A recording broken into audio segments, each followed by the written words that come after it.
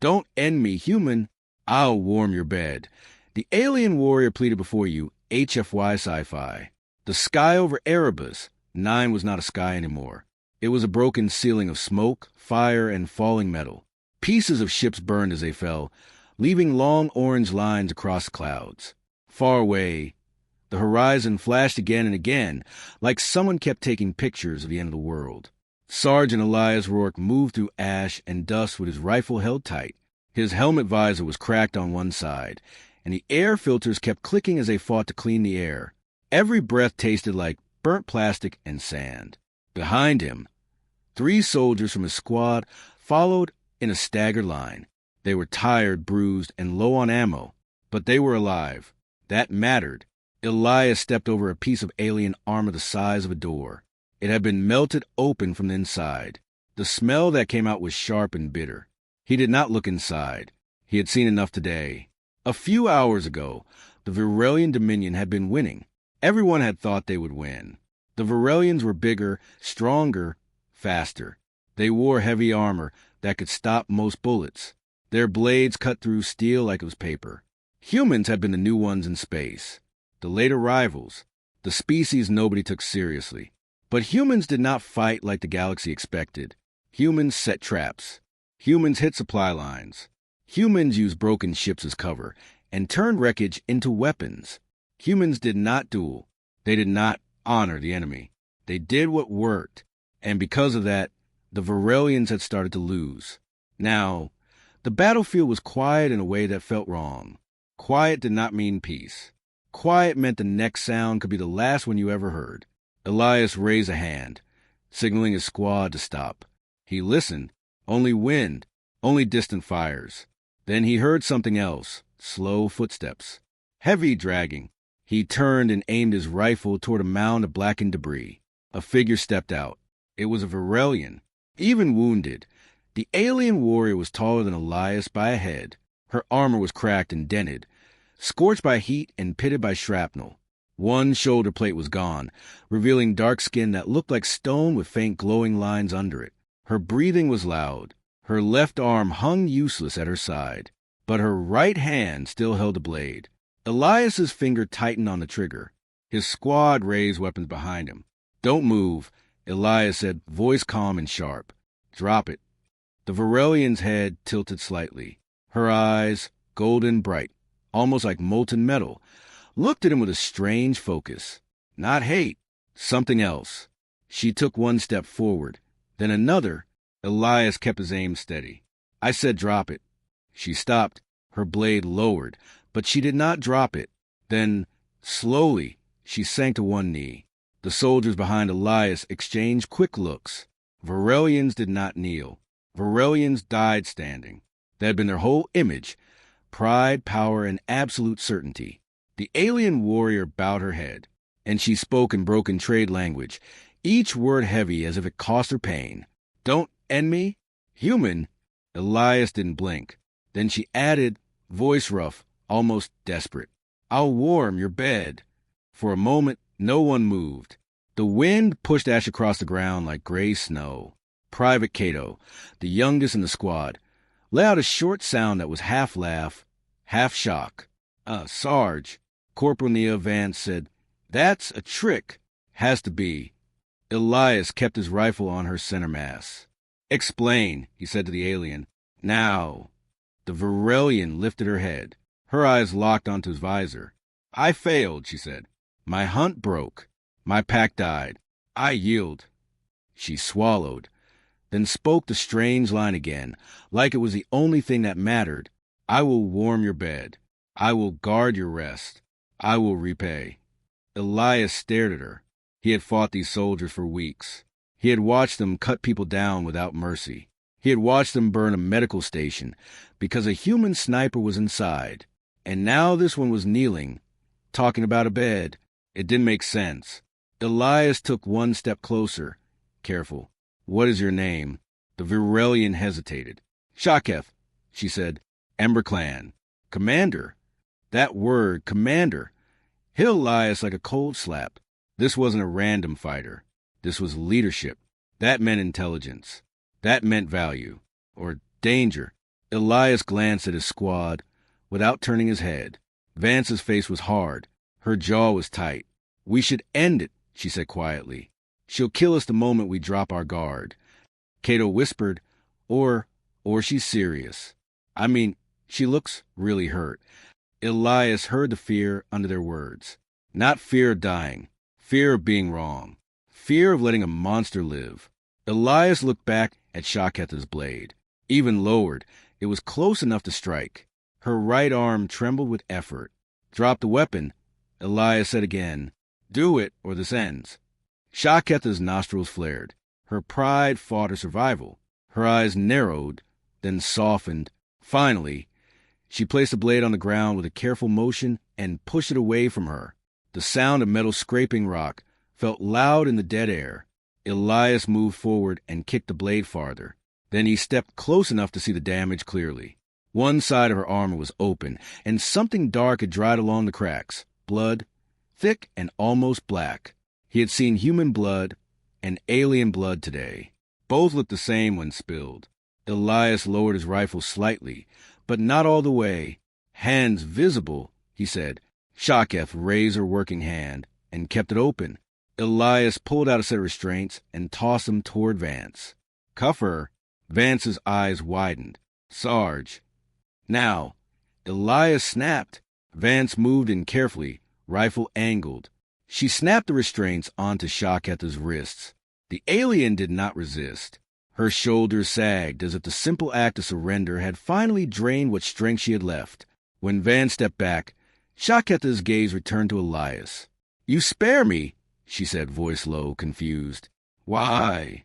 Elias didn't answer right away. He wasn't sure he had an answer that made sense. He had lost friends on this dirt. He had watched the shuttle explode with evac families still inside. He had heard screams on open comms before the signal cut out. Part of him wanted to raise his rifle and finish it. Quick, clean, safe. But another part of him, quiet, stubborn, refused. He had joined the Marines to protect people, not to become something that only killed because it could. Elias said, "You're hurt." Shaketh blinked. "Yes." "So you get medical," he said, "and you talk." Her eyes narrowed. "You think I lie?" "I think you might," Elias replied. "And I think you might be bait." A faint, bitter sound came from her throat, almost a laugh. "If I was bait, human, I would not kneel. I would strike." Elias looked at her again. She was wounded, yes, but still dangerous, still trained, still alive. What does that phrase mean? Elias asked, "Warm my bed." Shaketh stared as if he had asked why the sun rose. "A conqueror takes a defeated," she said slowly. "The defeated offers heat, guard, loyalty. It is the highest surrender." Cato muttered, "That's messed up." Shaketha's head turned toward him, sharp. "It is not shame," she said. "It is survival with honor." Elias felt his stomach twist. "Humans don't do that," he said. Shaketh froze. Her glowing lines seemed to dim slightly. "Then why spare me?" she asked again, quieter now. Elias met her eyes. "Because we're not you." For the first time, something like uncertainty crossed her face. Elias turned toward his squad. "Move," he ordered. "We take her in." They started walking, dragging their feet through ash. Shaketh stumbled once, caught herself, and kept moving. Vance walked close, ready to shoot if needed. Elias kept scanning the wreckage. The battlefield might have been quiet, but the war wasn't finished. As they climbed a ridge of broken stone, a distant boom rolled across the land. Elias looked up.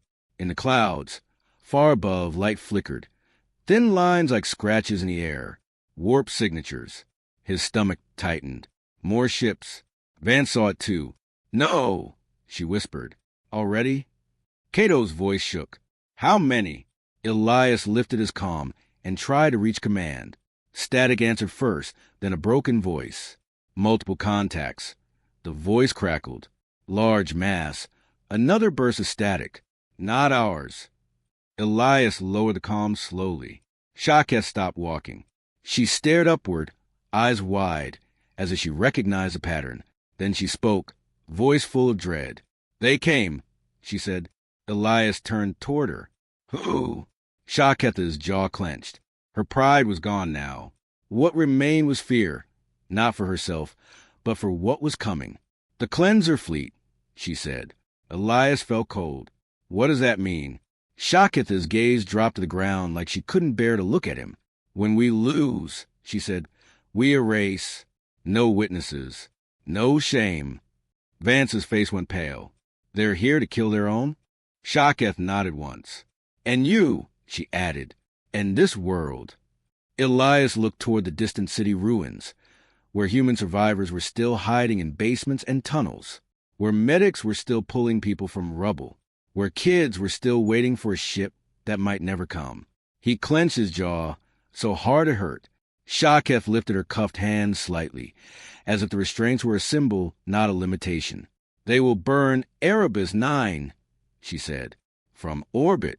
Elias stared at the sky, at the growing lights that meant death was arriving fast. Then Shaketh whispered, voice shaking but steady at the core, let me fight for you, human, or none of you will see another sunrise. And above them, the clouds flashed again, brighter this time, like the universe was striking a match. They grew brighter. Inside forward base Kestrel, alarms echoed through metal halls. Red warning strips flashed along the walls. Soldiers ran in full gear, boots pounding against the floor. Screens showed orbital scans filled with hostile signatures. The cleanser fleet had arrived. Sergeant Elias Rourke stood inside the command chamber with his helmet off. Ash still marked his face. Across the room, restrained but standing tall despite her wounds, was Commander Shaketh of the Ember Clan. 2 armed guards stood on either side of her. Commanding Officer Miriam Holt watched the orbital feed without blinking. She was calm, but the tight line of her mouth showed the truth. They outnumber us 3-1, Holt said. Capital-class ships confirmed. A silence followed that felt heavy and sharp. Elias stepped forward. Ma'am, she says they're not here to win the planet. Holt glanced at him. Then why are they here, Sergeant? Elias looked at Shaketh. Tell her. Shaketh's golden eyes moved to Holt. Her voice was steady, though weak from blood loss. My people erase failure, she said. If a fleet falls, then another comes to burn what remains. A murmur spread across the room. Holt folded her arms. You're saying they're here to wipe out their own defeat. Yes. And us. Yes. The word landed hard. A young officer at a console swallowed. Ma'am, energy spikes forming near their lead ship. Long-range weapon charge. Holt's jaw tightened. Planet cracker? Not full scale, the officer replied, but enough to sterilize major population zones. Elias felt anger rise in his chest like fire, not because he was afraid, but because civilians were still down there. Families, engineers, farmers, people who had never held a rifle. Holt turned to Shaketh. Why should we trust you? Shaketh did not look away. You should not, she answered honestly. But I know their tactics. I know their command structure. I know where they will strike first. Or, Holt said, you feed us false data and watch us burn. Shaketh's restraints rattled slightly as she shifted her stance. If I wanted you dead, she said quietly, I would have let your soldiers shoot me.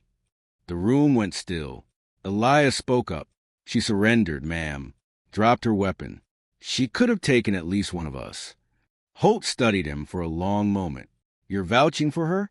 I'm vouching that she wants to live, Elias replied. And right now that lines up with us. Shaketh looked at him with something unreadable in her expression. Holt turned back to the screen. Remove restraints, she ordered. The guards hesitated. That's an order. The restraints were unlocked. Shaketh lowered her arms slowly. She did not attempt anything foolish. Medical team.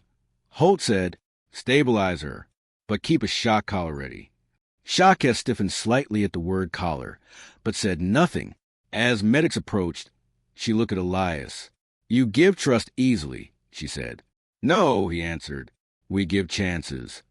An hour later, Shaketh stood inside a tactical planning room. Parts of her armor had been removed. White bandages wrapped her side. Human medical gel sealed the worst of her wounds. She watched humans move around her. No one bowed. No one showed fear openly. They worked fast, efficient, focused. On the main display, a holographic model of orbit rotated slowly. Shaketh stepped closer. "They will strike here first," she said, pointing to the northern hemisphere. An officer frowned. "That's just empty land." "It holds your communication arrays," she replied. "Cut the head. Blind the prey." Elias glanced at Holt. "She's right." Holt gave a short nod. "Shift anti-orbital cannons north. Prepare decoys in the south." Orders moved quickly through the base. Shaketh watched with interest. Her people valued strength. They valued dominance. But humans valued coordination. No screaming commanders. No ritual challenges. Just action. She turned to Elias. "Why do your soldiers not compete for command?" "Because that wastes time," he said simply. She frowned. "Strength proves leadership." "Results prove leadership," Elias corrected. The difference sat between them like a wall slowly cracking. Outside, the first bombardment began. Blue streaks tore through the clouds. One slammed into a distant mountain range, turning rock into liquid fire. The ground shook even inside the bunker. Shaketh flinched, not from fear of death, but from recognition. "That is the cleansing strike," she said softly. On the screen, human defense cannons fired back. Missiles launched in waves. Explosions bloomed in orbit like sudden stars. Elias watched the chaos with tight focus. "They're targeting population centers next," Shaketh warned. Holt looked at her. "How long before full sterilization protocol?" Shaketh closed her eyes briefly, calculating. "Less than 2 hours." A heavy silence filled the room. 2 hours to save a world. Later, in a quieter corridor between command briefings, Elias leaned against a wall. His rifle rested against his shoulder. Shaketh stood nearby, studying a small human heater vent blowing warm air. "You truly do not take the defeated as bonds?" she asked suddenly. Elias gave her a sideways look. "No. Then my words earlier offended?" He shook his head. "Confused us?" She nodded slowly. "In my culture, warmth is life. Warriors sleep in pairs before battle. To offer warmth is to say, I guard you while you're most vulnerable. That's not how humans see it," Elias replied. "How do humans show loyalty?" Elias thought for a moment. "By standing next to someone when things get bad." Shaketh considered that. "That is similar." He allowed himself a small smile, just without the bad part. She almost smiled back, but it faded quickly as another explosion rattled the walls. "Your people fight fiercely," she said. "We fight for home," Elias answered. "My people fight for pride." "And how's that working out?" he asked quietly. She did not respond. Back in orbit, the battle worsened. A Virelian cruiser broke through the defensive line and began charging a focus beam aimed directly at the largest human city still standing. Panic reports flooded in. "They're locking onto Haven City," an officer shouted. Holt's voice cut through the noise. "All batteries redirect." Shaketh stepped forward urgently. "That ship carries a secondary reactor at its spine. Strike there." "We don't have a clear shot," someone replied. Elias looked at the tactical display, mind racing. "Unless," he said slowly, "we create one." He turned to Holt. "Send 2 frigates on a direct charge. Force the cruiser to rotate shields." "That's a suicide run," Holt said. "Not if they know what they're doing." Holt hesitated only a second. "Do it." On screen, 2 smaller human ships broke formation and flew straight toward the cruiser, guns blazing. Enemy fire ripped into one frigate, tearing pieces away. But the cruiser shifted its shields to face them. "Now!" Elias shouted. Ground cannons fired in perfect timing. A concentrated barrage struck the cruiser's spine. For one long second, nothing happened. Then the Virelian ship split apart in a blinding explosion. Cheers erupted in the command room. Shaketh stared at the screen in disbelief. "You sacrifice your own ships willingly," she said. "We saved a city," Elias replied. "You risked warriors for civilians." "Yes." She looked at him slowly. "My people would not." "That's the difference," he said. But the celebration was short. A larger shadow appeared behind the remaining fleet. The flagship. Its design was brutal and massive. Spikes ran along its hull like teeth. Energy built along its core, brighter than anything before. Shaketh's breathing grew heavier. "That is the high purifier," she whispered. Holt's face hardened. "Capabilities?" Shaketh's voice dropped. "It carries final judgment." The energy reading climbed rapidly. Elias felt the weight of the moment pressing down on everyone in the room. "Options?" Holt demanded. Silence answered first. Then Shaketh spoke. "There is one way." All eyes turned to her. "The high purifier's core must be manually overridden," she said. "Its AI will not allow self-destruction remotely. Someone must reach the central chamber." Elias understood immediately. Boarding action. "Yes." Holt stared at the massive flagship on screen. "That's nearly impossible." "Nearly," Shaketh agreed. The energy charge on the flagship brightened again. Time was running out. Shaketh looked at Elias. "I can guide you inside," she said. "And then," he asked, "I overload the core." "You die," he said plainly. She met his gaze without fear. "My failure brought this fleet," she said. "My life balances a scale." Elias shook his head once. "We don't do scales." "You should," she replied. "We don't send people to die alone either." For the first time since surrendering, Shaketh looked shaken. "You would follow me?" she asked. "If that's what it takes," Elias said. Holt stepped forward. "This is madness."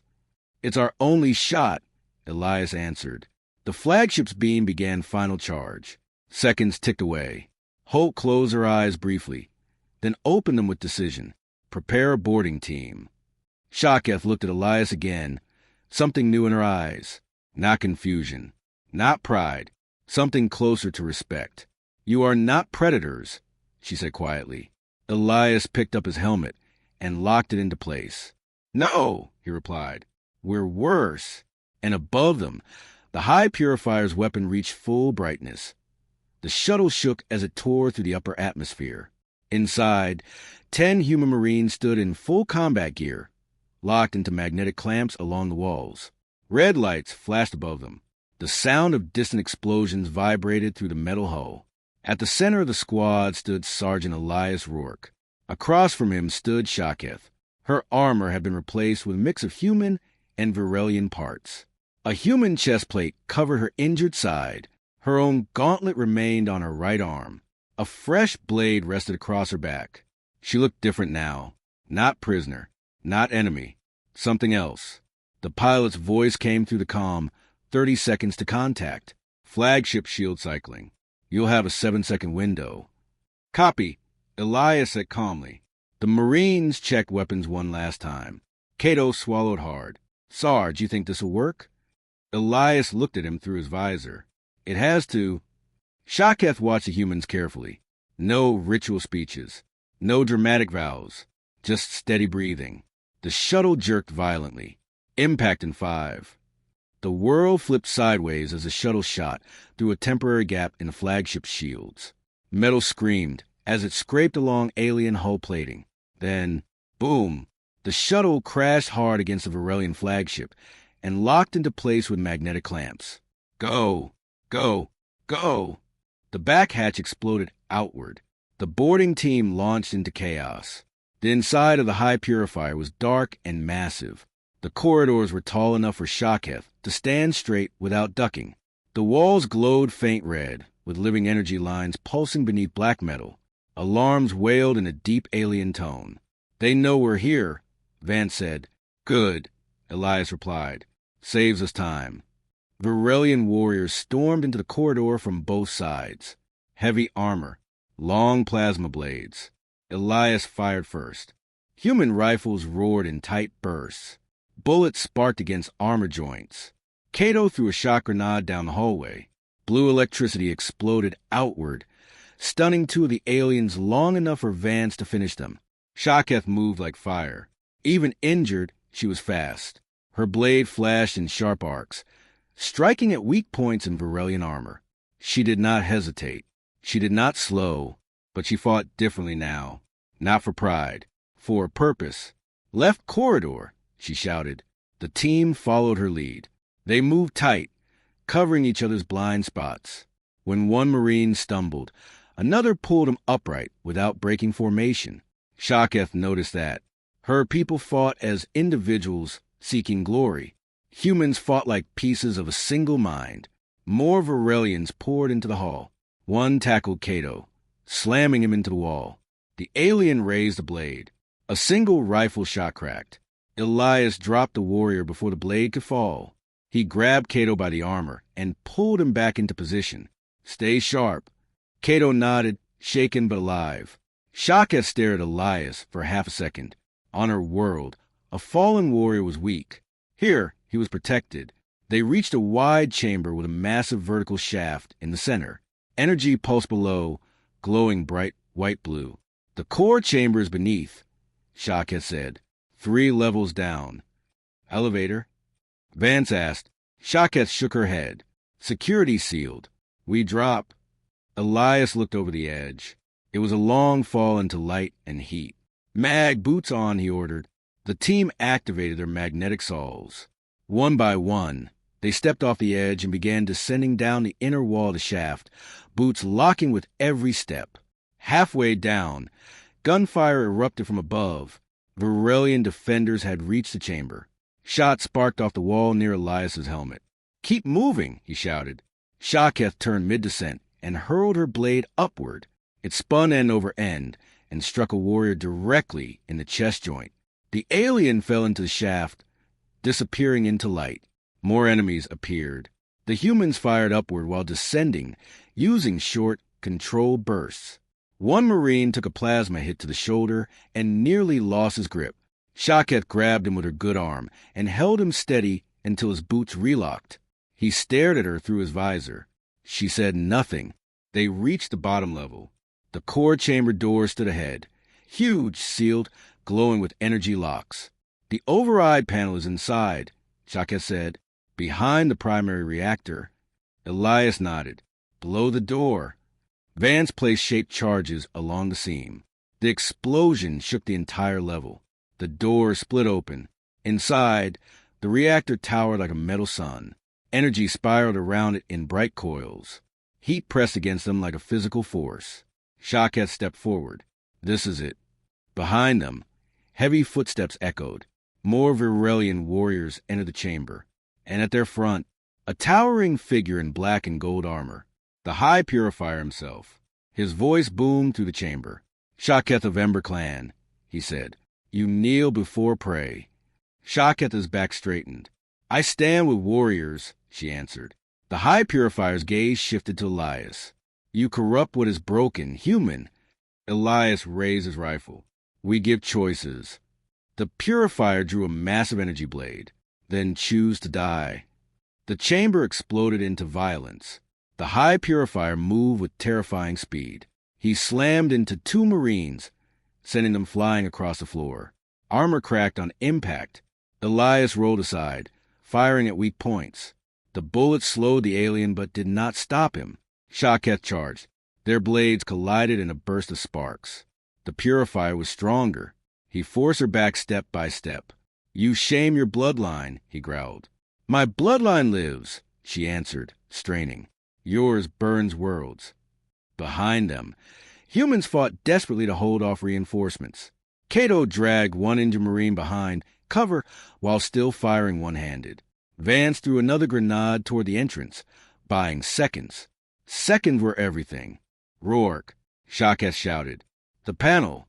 Elias sprinted toward the reactor base. The override console glowed with alien symbols. Talk to me, he yelled. Shaketh locked blades with the Purifier, barely holding. 3 vertical glyphs. Press in sequence. Then manual lever. Elias searched frantically. Symbols flashed under his visor scanner. He hit the first glyph. Nothing. He tried another. The reactor pulsed violently. Wrong, Shaketh shouted. The Purifier slammed her against the reactor casing. Cracks spread across her armor. Elias focused. 3 vertical lines. He found them. Press first. Second. Third. A hidden lever slid out of the panel. He grabbed it. The Purifier roared as he lifted Shaketh off the ground by her throat. You die forgotten, the purifier hissed. Elias pulled the lever down. The reactor's hum changed pitch instantly. Warning alarm screamed. The core began to overload. The purifier looked toward the reactor in shock. You doom us all. Yeah, Elias said, raising his rifle again. That's the point. He fired into the purifier's exposed neck joint. Shaketh drove her blade forward at the same time. The high purifier staggered.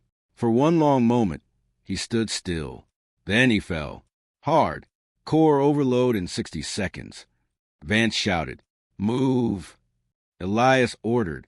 They ran. The chamber shook violently as energy spiraled out of control.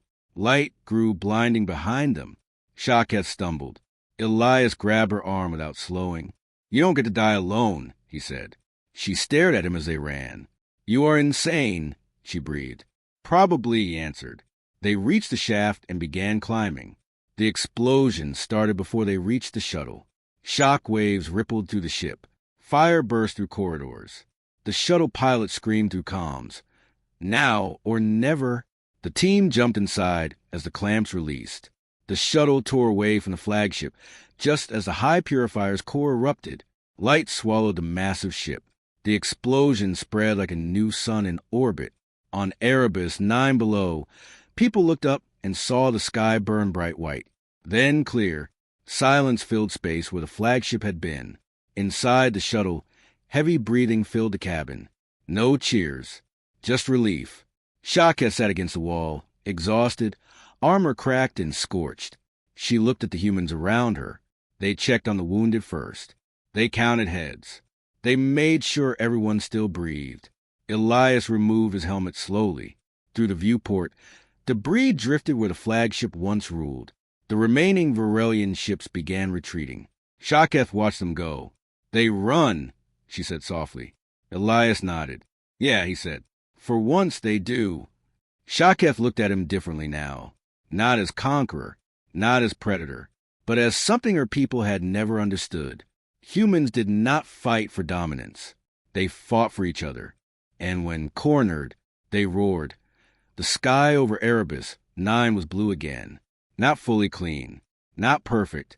There were still scars in the clouds where fire had burned through the upper air. Pieces of metal still drifted in orbit, shining like broken stars. But the world was alive. Cities still stood. People still breathed. And that meant everything. Sergeant Elias Rourke stood on a ridge overlooking Haven City. Repair drones moved between damaged buildings. Emergency ships flew low across the skyline. Smoke rose in thin lines instead of thick black towers. Behind him, heavy boots stepped against stone. He did not turn. "I thought your kind preferred higher ground before battle," he said calmly. Shaketh stopped beside him. Her armor had been repaired, though cracks were still visible if someone looked close. The glowing lines under her skin were softer now. "Healing. This is not battle," she said. "No," Elias agreed. "It isn't." They stood in silence for a moment. Far below, children were helping stack supply crates. Human soldiers handed out water packs. A medical tent stood where a park once had been. Shaketh watched carefully. "You rebuild quickly," she said. "We don't have a choice," Elias replied. "If we stop, we lose." She tilted her head slightly. "Your fleet forced ours to retreat. For now." She nodded slowly. The Varelian cleanser fleet had pulled back after the high purifier exploded. Without their flagship, their formation collapsed. Confusion turned into fear, and fear turned into withdrawal. For the first time in Varelian history, a cleansing operation had failed, and the galaxy had noticed. Inside the temporary planetary command center, human and Varelian representatives sat across from each other. The air was heavy with tension. Shaka stood at the human side of the table, not as prisoner, not as captive, as envoy. Across from her stood 3 Varelian officers in dark armor. Their expressions were cold, unreadable. "You betrayed your command," one of them said. "I prevented extinction," Shaketh answered. "You aided prey. I aided warriors." A low growl spread through the Varelian delegation. Elias stood near the back wall, silent but watching. His rifle was not in his hands, But it was not far either. One of the Varelian officers looked toward him. "Your species fights without honor," the officer said. Elias shrugged slightly. "Depends on your definition. You use deception, traps, civilian shields." "We protect civilians," Elias corrected calmly. "Yours and ours." The Varelian officer hesitated. Shaketh stepped forward. "The High Purifier is dead," she said. "His failure is known. If you continue this war, your clans will divide. Your fleets will weaken." The Varelian officers exchanged glances. "You speak boldly for one who surrendered," one said. Shaketh's golden eyes hardened. "I did not surrender to weakness," she said. "I chose strength." Silence filled the chamber. Finally, the lead Varelian officer spoke. "The Dominion will withdraw from this system," he said slowly. "For now." It was not peace, but it was a start. That evening, as the twin suns of Erebus 9 lower behind the horizon, the first joint patrol launched. A human frigate flew beside a smaller Varelian warship, not in combat. In watch, other species in nearby systems observed carefully. Rumor spread fast through trade routes and data streams. Humans had defeated a cleanser fleet. Humans had boarded a flagship. Humans had spared a commander. That last part confused everyone the most. Later, away from command rooms and politics, Elias sat on a metal crate near the edge of camp. He held a cup of hot coffee between his hands. Footsteps approached. He did not need to look up to know who it was. Shaketh stopped in front of him. "You consume heated liquid often," she observed. "It helps," he said. "You want some?"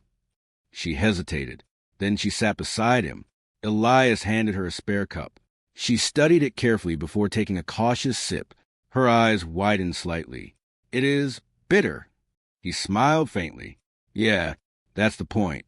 They sat quietly as the sky darkened. For a long time, neither spoke. Finally, Shaketh broke the silence.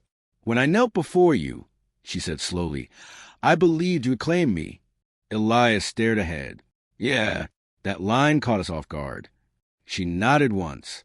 "In my culture, offering warmth is surrender. It means I guard your rest. I share your burdens. I ensure your survival." Elias took a slow breath.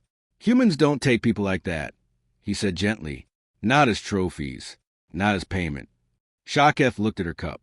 "I understand now," she said. "You spared me because you could." "Because it was right," he corrected.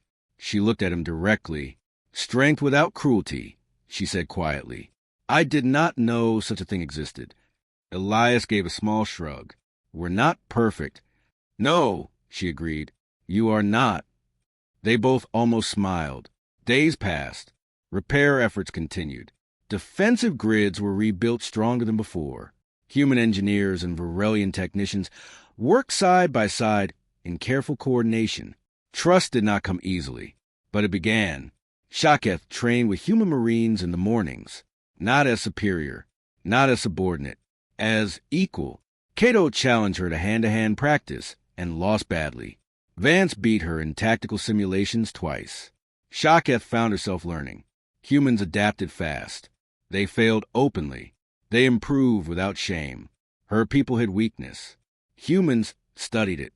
One afternoon, as the sun reflected off fresh metal plating across the city, Elias approached her on the training field. "You heading back with your delegation?" he asked. "Yes," she said. "The Dominion fractures. Some call me traitor. Others call me visionary." "Which one are you?" he asked. She considered the question carefully. "I am alive," she answered. "That works," he said. Silence lingered again. Then Shaketh stood taller. "When I first spoke to you," she said, "I offered to warm your bed as surrender." Elias rubbed the back of his neck slightly. "Yeah, memorable." She stepped closer. "I no longer offer as surrender," she said. He raised an eyebrow. "I offer it as trust," she finished. There was no shame in her voice now, no desperation, only choice. Elias looked at her for a long moment. Then he nodded once. "You can start with coffee," he said. She tilted her head slightly. "That is acceptable." Weeks later, the first official human Varelian Defense Pact was signed. It was not perfect. There were still arguments. Still suspicion. But there was also something new. Respect. Other species began adjusting their strategies. Pirate clans avoided human shipping lanes. Aggressive empires reconsidered expansion toward Terran space. A quiet phrase began spreading across communication networks. Do not corner a human. Not because they were cruel, not because they were savage, but because when humans were pushed, they did not break. They bonded, they protected, and they won. On the day Shaketa's ship prepared to depart, she stood once more at the ridge above Haven City. The sky was calm. Elias joined her. "You'll be back," he said. "Yes," she answered. "There is work to do." He nodded. For a moment, neither moved. Then Shaketh extended her forearm in the Virelian warrior gesture. Elias clasped it firmly. Different species, different worlds, same understanding. "You spared me," she said.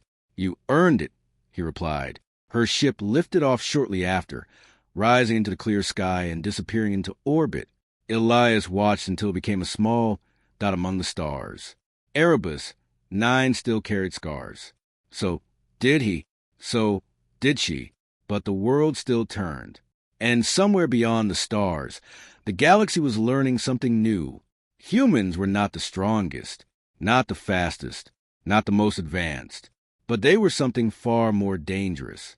They chose mercy. And when that mercy was threatened, they roared.